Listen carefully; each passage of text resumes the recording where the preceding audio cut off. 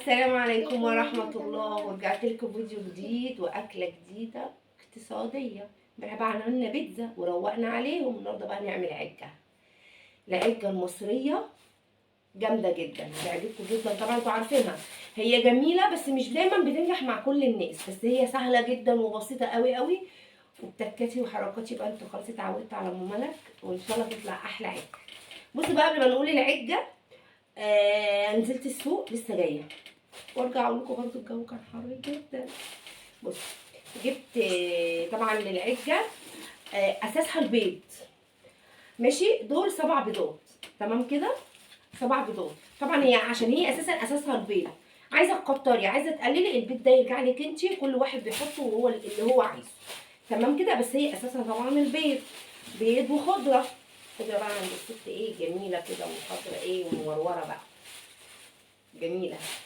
طبعا خضره مشكله، بحط لها خضره مشكله، كزبره وشبت وبقدونس، وجبت بحزمه نعناع كده عشان كوبايه الشاي بالنعناع بعد العجه تبقى جنب، تمام. وجبت بصل عشان طبعا في ولاد ما بتحبش العجه، بس هي غريبه. هتقولوا لهم ايه؟ حطوا لايك وما تنسوش اللايك. وجبت بقى بطاطس، بس انا النهارده جايباها بطاطس صغيره. البطاطس دي انا بسلقها، بعملها بطاطس مهروسه كده بقرن فلفل وفصين توم، وساعات بحط عليها بيض، بس عشان مستعملها بيض بقى وعجه كلها بيض، لا هعملها ايه من غير بيض، تمام كده. جنبيها جايباها صغيره عشان انا كده كده بسلقها وبهرسها، فمش لازم تبقى كبيره، يعني تبقى كمان ارخص من الكبيره، طبعا انتوا عارفين وعارفين. جبت كيلو، وجبت بصل، طبعا العجة اساسها بيض وبصل وخضره، وجبت بصل، وجبت ليمون عشان السلطه، وجبت بقى خيار، نص خيار، وجبت كيلو طماطم. دي الحاجات اللي اشتريتها النهارده من السوق. وده بقى طبق جبنه كده، مش يعني بيبقى في البيت، مثلا بتعملي فطار، بتعملي جنب الغدا عادي، ممكن بطماطمايه وطحينه وزيت، بيبقى جامد جدا. بس كده، وهي دي اكلتنا النهارده، العجه والبيض البطاطس المهروسه. ويا رب اكلتي النهارده تعجبكم، اكله اقتصاديه. انا عايزه اقول لكم ان دلوقتي معنى اقتصاديه ان هي اقتصاديه في وقتنا، مش اقتصاديه زمان. يعني دلوقتي مبقاش في حاجه رخيصه تماما، لكن بالنسبه للحمه، ولا تجيبي نص بانيه او تجيبي نص كبده او تجيبي الحاجات ديت، لا طبعا هي كده بالنسبه لهم رخيصه. هي ما هي اللي بس مكتره هي البيض. زمان كانت سهله جدا وكانت اي حد بيعملها، لكن هي دلوقتي بتعتلي هم الحاجه ام بيض، لان البيض بقى غالي، بس طبعا مش زي اللحمه والفراخ. فاحنا النهارده هنعمل صينيه عجه تكفي كذا فرد، وناكلها بالف هنا وشفا ان شاء الله على اللي يجربها ويعملها. وهقوم بقى في المطبخ اجهز حاجتي وارجع لكم، واستنوني بقى بالعجه المصريه الجامده من تكات وحركات ام ملك. وما تنسوش اللايك والاشتراك في القناه.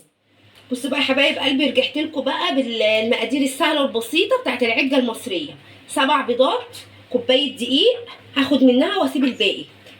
لسه هشوف لما احطها على البيض. ودول 3 بصلات وسط، عشان هي العجه اساسها بيض وبصل.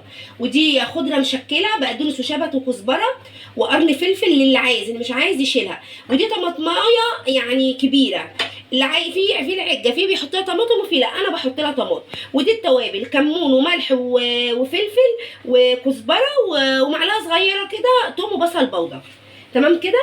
هي دي المقادير بتاعت العجه. ودي حاجه السلطه، وطبعا هنعملها بالزيت.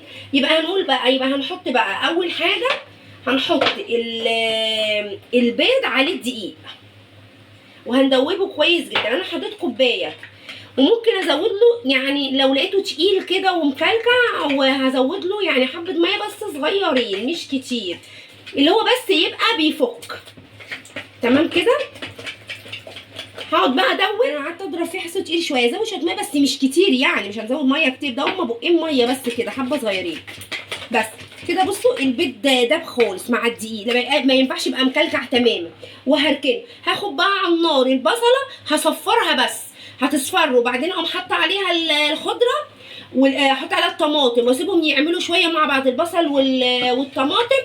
وفي الاخر خالص بعد ما هطفي احط عليها البيض والخضره. بس هي دي العجه المصريه السهله البسيطه. والتوابل، في اهم حاجه بقى، معلقه كربوناتو صغيره انا حطيتها هنا على البيض، لازم الكربوناتو، ولو في بيكنج باودر نص معلقه عشان تطلع هشه وجميله. لو ما حطيناش البيكنج باودر الكربوناتو هو الاساس، لو ما حطيناش هتبقى هابطه ولازقه وتحسها معجنه، لكن الكربوناتو بيخليها ايه هشه وجميله كده.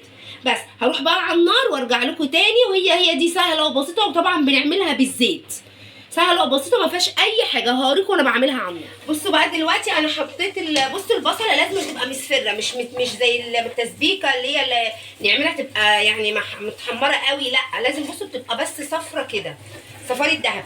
بس هنا بقى اقوم حاطه الطماطم وقرن فلفل صغير، ممكن رومي، اللي مش عايزه حراق ممكن رومي.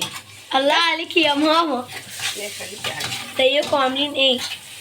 دلوقتي بقى هنسيبها يعني تاخد وتدي كده مع شويه، تسلم ايدك يا ماما. تسلمي يا مرام يا حبيبتي. ما تنسوش تحطوا اللايك لماما في قناه حكايات بسمه.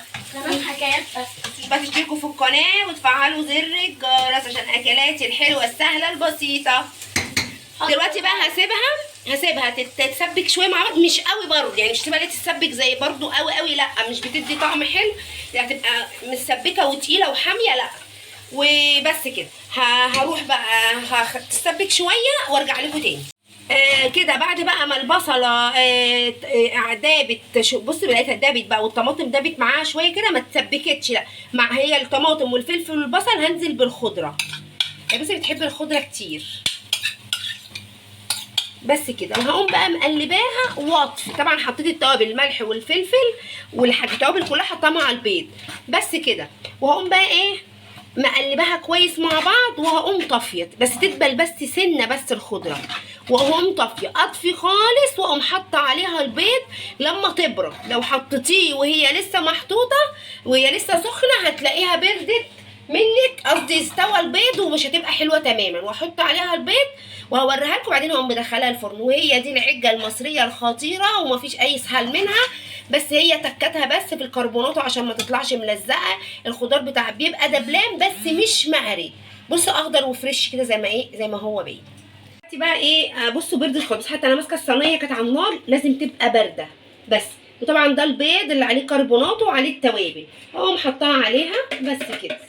ودي كده العجه احلى عجه، خلصت ولا خدت وقت ولا مجهود، وانتي واقفه ولا اكنك بتعملي سلطه بس. واقوم بقى مقلباها كويس قوي كده ببعض بس، واقوم بقى مدخلاها الفرن على الوسط، على عين وسط، يعني ما تخليهاش عشان ما تحرقش مننا، بس اهم حاجه بس اللي انا اسويها. عايزه اقول لكم هي اصلا كده والله العظيم ريحتها حلوه جدا، بصوا اهي. بس هقوم بقى مدخلاها الفرن، هتلاقيها عليت شويه بس كده. عايزاها عاليه قوي صغري الصينيه، بس احنا مش بنحبها عاليه قوي، عملتها قبل كده عاليه قوي لا مش حلو، وهي رقيقه كده عامله زي القرص كده، بس عالي شويه جميله. بس ادي كده دي العجل. ودي بقى بطاطس مهروسه هعملها جنبيها عشان عندي في ما بيرضوش ياكلوا ديت، فانا هعمل طبق ايه جنبيها. بعمل لها ايه فص توم وطماطميه صغنونه قوي زي دي ونص قرن فلفل، واحمرهم شويه مع بعض، وبعدين اقوم حاطه بتاع خلاص هجيب حاطه البطاطس مهروسه اكون هرساها، وحبه بقدونس عليها بتبقى طعمها جامده جدا. وساعات بعملها بالبيض، يعني انا كل مره، بس انا عشان عملت هنا بيض ما حطيتش هنا بيض. بس كده هاخدها على النار، هعملها واوريها لكم، ودي هدخلها الفرن.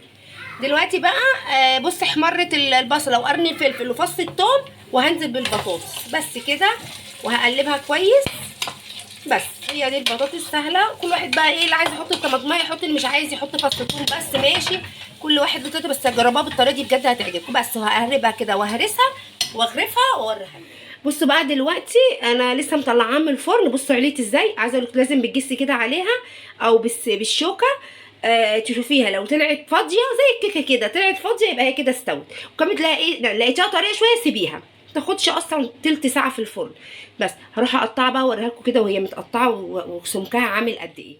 ورجعت لكم بقى بعد ما خلصت العجه الخطيره بتاعت بص بصوا اللي عايز يعملها عاليه بس هي بصوا كده، انا شايفه ان هي لو اعلى من كده مش هتبقى حلوه. بصوا وطريه والله، بصوا من تحت ومن فوق جميله جدا. جربوها وعلى طريقتي. وعملت جنبيها طبق بطاطس، عشان في مش بيبقى عايز ياكل العجه، طبق بطاطس زي ما قلت لكم، وريتكم الطريقه.